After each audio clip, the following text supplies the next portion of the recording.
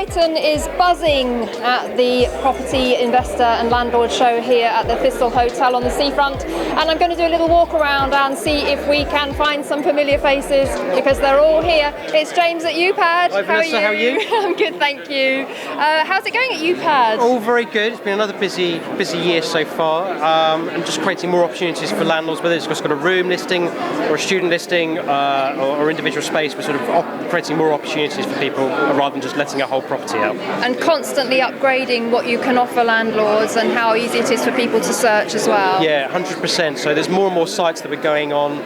What we're finding is we're actually letting stuff a lot quicker than we used to. And I think the one thing that I just love everybody to leave from today's show from is that having really good photographs for your property massively increases the speed that it will let. So when you are putting your property on with UPAD or doing it yourself, photographs will let a property 3 times faster than not having photographs. And I hope everybody takes that bit on board and uses it going forward. I agree. Fantastic. Well, thanks for that. Have a good show. And over here we have a new lender to the buy-to-let scene. It's Shortrope Bank. Hello. Property Tribes TV. Hi. How are you doing? I'm doing very well. Interested to know about Shortrope and the products that you offer to buy-to-let investors, because you're relatively new to the buy-to-let scene, aren't you? Yes, we are. About 2 years we've been lending now. So we're aiming at property specialists. We'll look at different property types that your traditional lenders won't look at. We'll look at HMOs, student lets, but really looking at property professionals and look at the individual behind the business rather than just necessarily the property. So not a case of the computer says no, Absolutely. Much more about personal service, underwriting. Manually underwritten, paper application, big box to actually give us a breakdown on the client experience and what they've done and how successful hopefully they've been. And those are the sort of people we want to support. Fantastic. Well, you're part of our tranche of products for Property Tribes mortgages, so we're really pleased to have you on board. And enjoy the show. Thank you very much. Just done a story on stolen homes in terms of ID fraud. Oh, yes. It was only published last week, and the lady in question who raised the case with us, she's already had 2 people respond who have had their homes stolen. So this particular topic, in my opinion, there's more of it potentially going on than people realise. So people do need to realise that they have invested in assets that they think are robust in terms of the legal process, but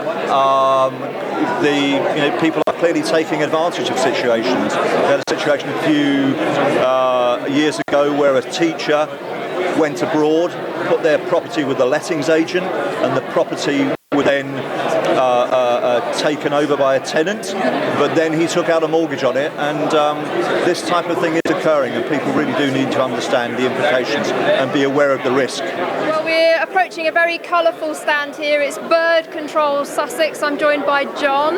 John, good morning to you. Morning. Why do landlords need bird control? Is it mainly a seaside thing? Definitely not. Believe it or not, seagulls are in Milton Keynes. You can't get any more middle of the country than that. But we don't just deal with seagulls, pigeons, starlings. There are all sorts of ways of getting rid of them, moving them on. We do not kill.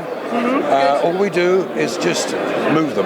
Landlords also have to be very careful because they have a duty of care to their tenants. You're absolutely right. And under their duty of care, they could find themselves with problems with birds that they didn't realise they'd got, and that the tenants could take them to court if they don't do anything about it.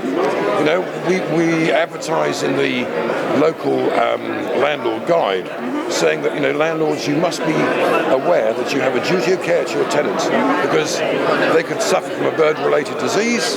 They could also slip on some wet pigeon poo or whatever it is. And if the landlord has been advised and doesn't do anything about it, he could be finding himself in court, That's brilliant. Thank you for sharing that. You're because welcome. those very important points that John has made there about the problem of birds. So thank you for that. You're and enjoy the welcome. show. Thank you.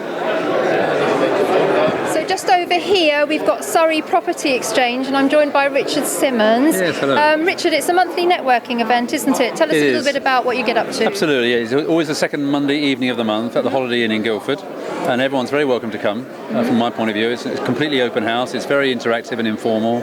Round tables, different presenters every single month. We have a property help clinic. We have hot deals every month. We have a book exchange service, trying to give people who want to get involved in property or are involved but want some more help lots of reasons to come and to share their problems and to pick up lots of information and advice for themselves, really. I like the book exchange idea. That's really good. Yeah, thanks. Yeah, it's on the basis of picking up things that are at the back of cupboards or on collecting dust on shelves that you might have read and thought were really good, or things that you've never thought would be helpful to you. If you bring that in, you can then take away something in exchange for that, which might give you fresh motivation, fresh education, whatever it could be, really, that might help move you on in property. And how important has networking been to you on your personal property journey? I think very important. It's helped me a huge amount because it's cost my time, but that's been a very, very good investment because it's enabled me to meet lots of people who really are doing it, and I've been able to find lots of information out, solve several problems for myself that otherwise might have cost me a very expensive mistake. So it's been very, very helpful, and I'm sure will continue to be so. So just remind us again, second Monday? It's always the second Monday of the month at the Holiday Inn. Starts at 6:30, and it's called the Surrey Property Exchange, and everyone's very, very welcome. Well, fantastic. We'll see you there. Great.